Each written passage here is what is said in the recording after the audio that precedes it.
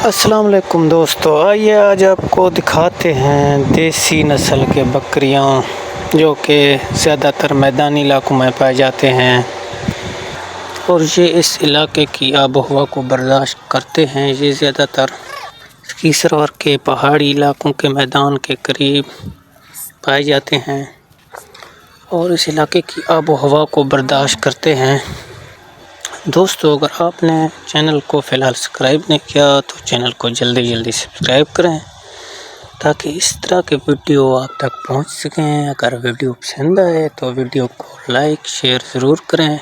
आज हमें दीजिए इजाज़त, इंशाल्लाह फिर मिलेंगे एक और वीडियो के साथ। दुआओं में याद रखना। खुदा हाफ़िज़।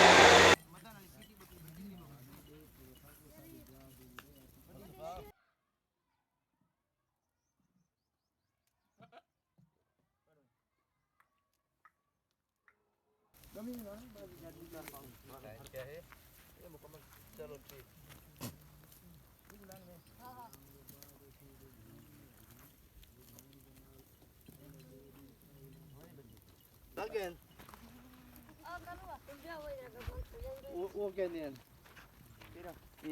ये तो